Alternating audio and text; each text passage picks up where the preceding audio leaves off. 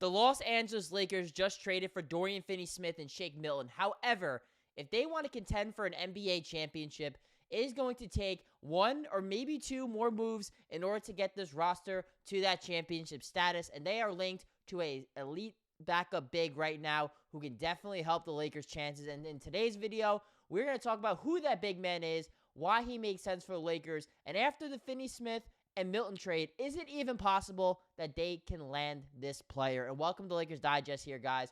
My name is Hunter Pitcoff, and we cover everything, and I mean everything, surrounding your Los Angeles Lakers. It is the start of 2025, and our New Year's resolution is to blow up this channel as big as possible. We hit the 4,000 subscriber mark right when the ball dropped, basically, during 2024, and our goal this month is to reach 5,000 subscribers. The channel has grown so much. We appreciate your support. If you are supporting, if you're new to the channel and you like what we do here, stop what you're doing right now.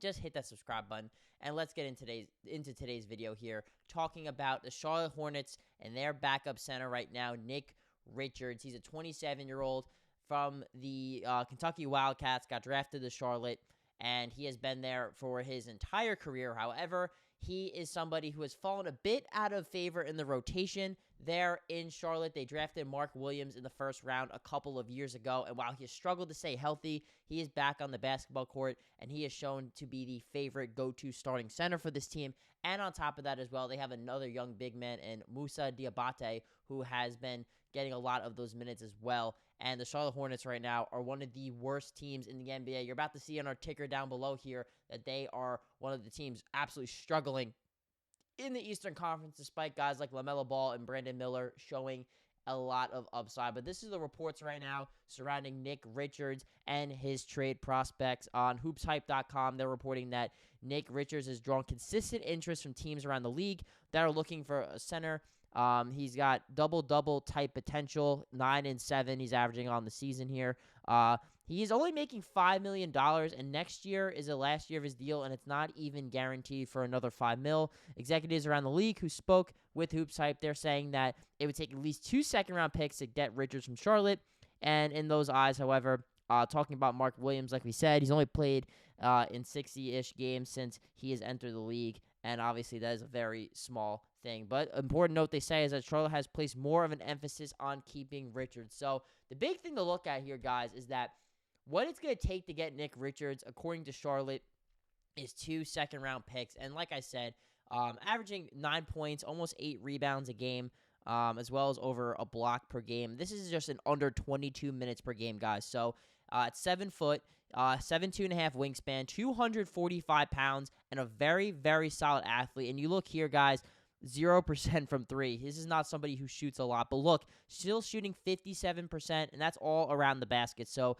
unlike Jackson Hayes, who's on this team, as well as Christian Coloco, who is a little bit of a raw prospect himself, Knecht Richards is still fairly young, someone who's on a very cheap deal and can give you what Jackson Hayes gives you, but better, right? He's more efficient. He's not going to commit as many of those silly, dumb fouls that Jackson Hayes does or be out of position.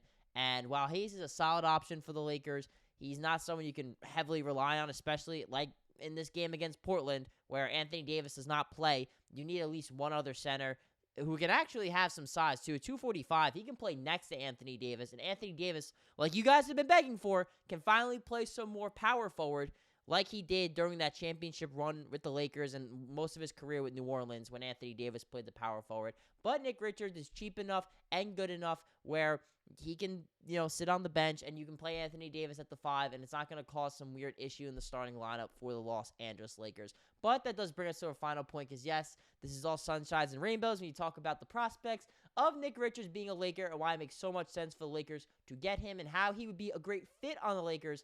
But let's talk about reality here, guys. How can the Lakers make this trade happen? And can they even make this trade happen? Like I said, this is Knecht Richards' contract right now, as I am showing you the wrong graphic here.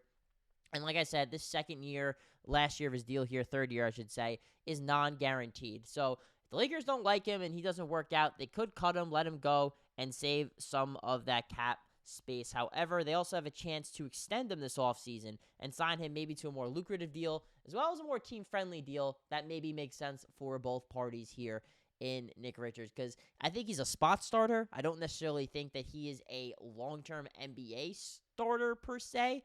But, when Anthony Davis goes down, someone like him does make a lot of sense. But let's talk about this here, too, because the Lakers, like we know, just traded for Dorian Finney-Smith, and they traded for Shake Milton from the Nets. They gave up D'Angelo Russell, they gave up Maxwell Lewis, but they also gave up 3 second-round picks. So now the Lakers have way less picks to trade.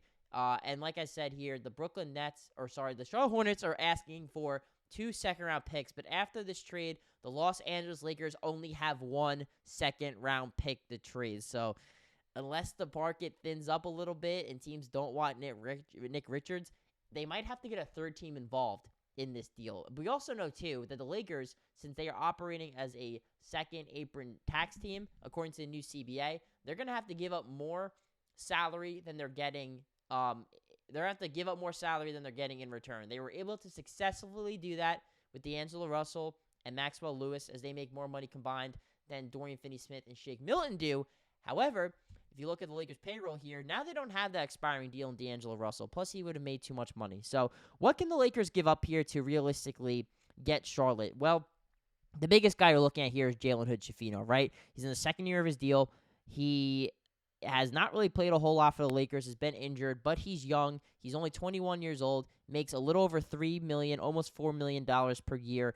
And on top of that as well, the Lakers opted not to keep him into his team option. That'll make him an expiring contract and a free agent, and someone that the Hornets can look at as a young potential prospect to maybe play behind LaMelo Ball as a backup point guard there. So that's great and all, and if the Lakers don't really like Hood-Schifino like that, they can move on from him.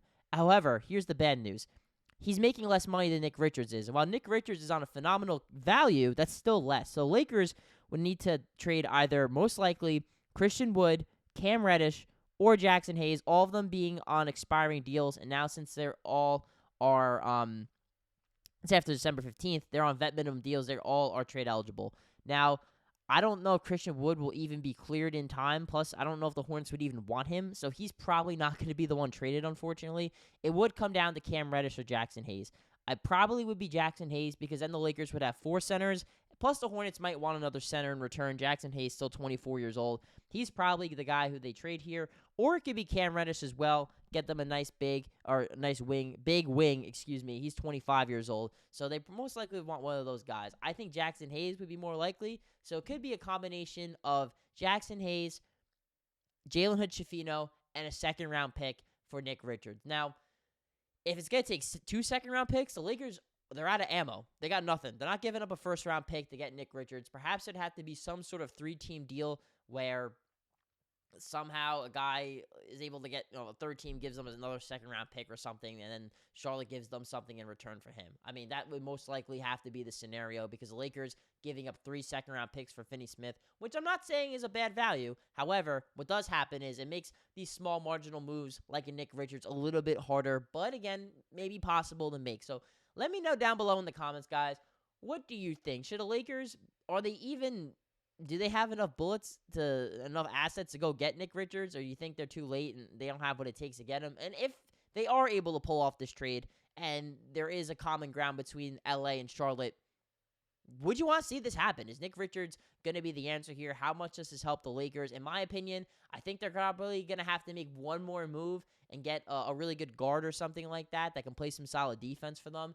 Because I just think Nick Richards, Finney-Smith, and Milton all make the team better. But at the same time, though, they might need one more guy. I don't know if he is the guy that's going to put him over the top, but he's definitely going to fill a need, check off a box, and be a nice help behind Anthony Davis there in the Lakers front court. And like I said, guys, leave a comment down below. But let's keep it PG, guys. Most of you are very good with leaving comments. I am more than happy to disagree with you guys, have a fun, educational debate. However, it ain't that deep, guys. We're just a YouTube channel that talks about the Lakers. This is a community where we want to keep things fun and happy, and we can have disagreements. We do all the time. It's all good. But all I ask is just please be respectful. It's the new year. Leave that bad attitude behind, and let's keep things on a fun, positive note. That's what we do on this channel. We like to have fun. I don't want to be the bearer of bad news or the unk that's going to be, trying to put people in their place, but let's be nice on this channel. That's what we promote here on Lakers Digest, and I'm going to say it one more time for you guys as well. If you like what you're hearing, you like what you're listening to, you like what you're seeing, hit that subscribe button. We're trying to get to 5,000 subscribers by the end of the month. I think this is a realistic goal with how far we've come. Even since just a few weeks ago, we have been skyrocketing in subscribers. It means a lot. We're a small up-and-coming channel. All the support's needed, and I promise you guys, hop on this bandwagon now before it becomes too late, and you can say you're here first on Lakers Digest before anybody else. See you guys.